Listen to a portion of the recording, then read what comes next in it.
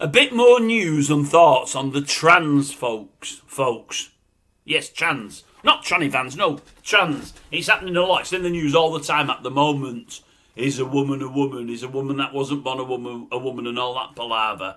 Couple of things today. One is just a couple of observations from myself, and the other is a statement from somebody else. Well, I'll give you the statement first. Have you heard it or have you not? Keir Starmer, or a spokesman for, has come out today and said, Keir Starmer agrees that a woman born a woman is a woman. They asked further, so does that mean Mr Starmer thinks that a person that's been born a man, transitioned to a woman, is not a woman? They said, yes, correct.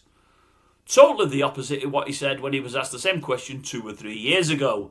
That, folks, is our current Prime Minister. Changes with the seasons, doesn't it? Unbelievable. Yeah, I had a couple of thoughts on the trans stuff. I've seen a couple of reports over the weekend and I've seen some more today. They've been in that there London protesting, and I see they've took to defiling statues again. I think they've done 7 of them. And I asked myself, what's all that about? Why is all that? It's the activists and what have you. They're not happy with rulings made. Was it last week now or the week before? I'm not so sure. I think it was only last week. So they don't want to go and protest. They make a mess of things, in the protest. They deface, defile, whatever it might be. And I think to myself, well, you've got those 4 nurses, I think it's 4 of them, representing 38 from Darlington Hospital, going in there with the courts. I think it's in October now. It's been put back to say that they don't want Rose, the guy in boxer shorts who's walking around with meat and 2 veg, in their changing rooms. They don't want him in there. He's identifying as a woman. He looks nothing like, but he's identifying as one. He's actually, if you've not heard the report I did a few days ago, he's actually told folk there, not only is he not had his bits lopped off, but he's on no kind of drugs or medication to turn him to a woman, and he's actively at the moment giving his girlfriend a portion on a nightly basis because they're trying to have a kiddie.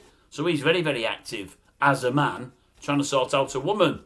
They're trying to get him banned from their safe space where 38 nurses change on a daily basis. They're having to go to court. Now, when they go to court, if it gets that far now, it may not now with the new rulings, they won't go and defile some statues there before it goes into court, or if it goes into court and they don't win, they won't go spray painting here, there and everywhere. They don't do that.